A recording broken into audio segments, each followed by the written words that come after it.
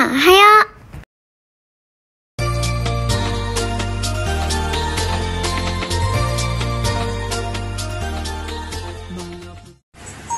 Alam mo ba, maaari mong ma-tax refund ang iyong credit card statement?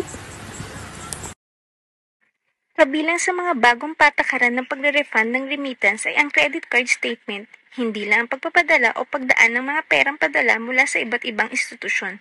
Isinama na din ang paggamit ng credit card. Kailangan ng dokumentong inilabas ng kumpanya ng credit card o mga kopya nito na nagpapatunay na ang kamag-anak na hindi residente ay bumili ng mga bagay o tumatanggap ng serbisyo gamit ang credit card na ibinigay ng kumpanya. At tatanggap siya mula sa iyong perang katumbas ng halagang iyon. At doon kailangan ng credit card statement. Ang credit card statement ay tumutukoy sa statement may kinalaman sa credit card na ginawa mo ang kontrata sa kumpanya ng credit card na iyon. Ginawa para sa paggamit ng kamag-anak na hindi residente. At ikaw ang magbabayad para sa paggamit nila o tinatawag na family card.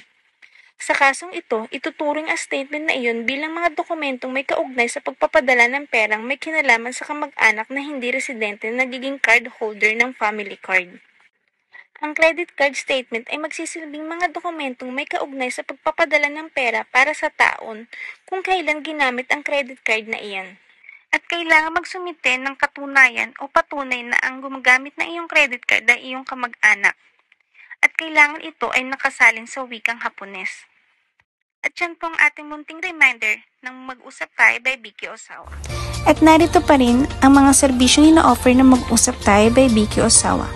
Translation of documents from Japan to Philippines.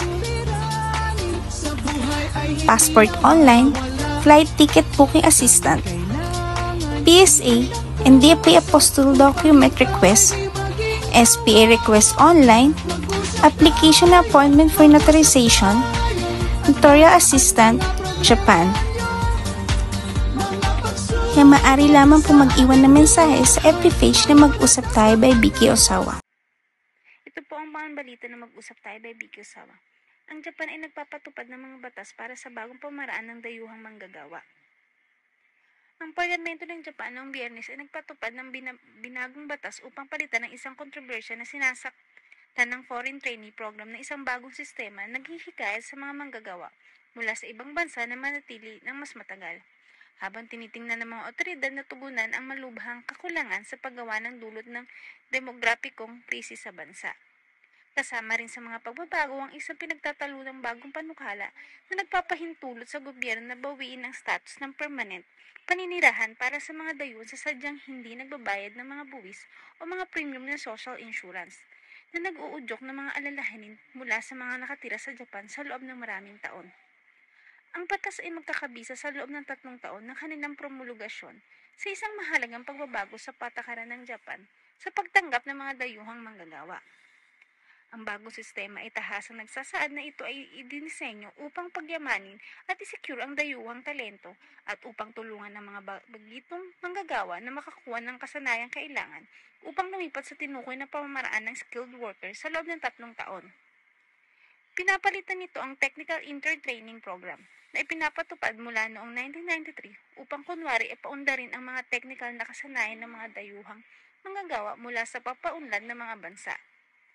Ang programa ay binatikos bilang isang paraan lamang para sa Japan na mag-angkat ng murang paggawa. Manggagawa ng mga manggagawa na babaguhin ang kanilang lugar na trabaho sa loob ng parehong industriya sa ilalim ng ilang particular na kondisyon. Basta nagtatrabaho sila sa isang lugar na higit sa 1 taon at ang kanilang wikang Hapon at mga profesional na kakayahan ay nakatugon sa ilang mga kinakailangan. Sa gitna ng hindi nababayarang mga iskandalo sa sahod, mahabang oras at iba pang pag-aabuso ang mga paghihigpit sa pagpapalit ng employer, ay nangangahulugan na marami nagsasanay sa ilalim ng umiiral na programa ang huminto sa kanilang mga lugar na trabaho. Noong 2022 lamang, higit 9,000 trainees ang nawala sa kanilang lugar ng trabaho. Ang pribadong kumpanya ay hindi isasama sa pagpapadali ng mga paglilipat upang maiwasan ng mga malisyosong broker na samantalahin ang mga manggagawa. At ang mga organisasyong nangangasiwa na tumatanggap ng mga dayuhang kandidato ay kailangang humirang ng mga panlabas na auditor upang papapuputi ang pananagutan. Para naman sa tinukoy na eskema ng skilled worker na ilulunsad noong 2019 upang matiyak ang dayuhang paggawa.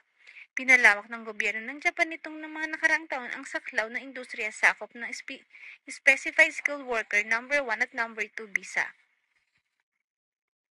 Ang tinukoy na skilled worker number 1 na may hawak na visa ay pinapayagan hanggang 5 taon paninirahan sa malawak na hanay ng mga industriya. Ang may hawak ay maaaring sa ilalim ng ilang mga kondisyon ay mabigyan ng number 2 visa na epektibo ginagawa silang permanenteng residente na maaaring magdala ng mga miyembro ng pamilya sa Japan. Sa pagtapos ng 2023, ang mga nagsasani sa ilalim ng programang technical na internship ay tumaas ng 24.5% mula ang noong isang taon na humigit kumulang 400,004 katao ay sa Immigration Service Agency. Ang bilang ng mga tinutukoy na skilled workers ay tumaas ng 59.2% sa humigit kumulang 208,000.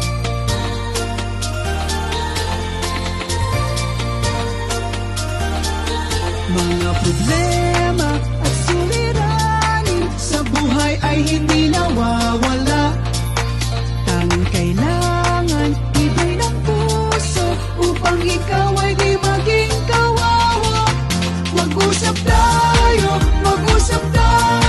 at gagaan mga problema nyo. Mga pagsubok sa ating buhay malulutas kapag nag-usap tayo.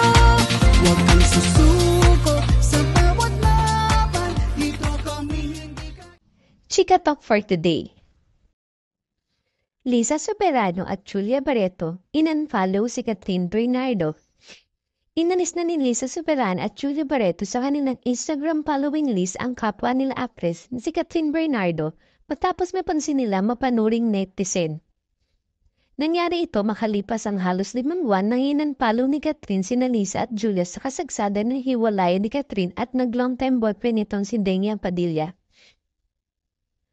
Halo-halo spekulasyon tuloy ang nagsusulputan na di umano may kinalaman sina Liza at Julia sa naging dahilan ng pagwawakas ng 11 taong relasyon ni Catherine at Daniel.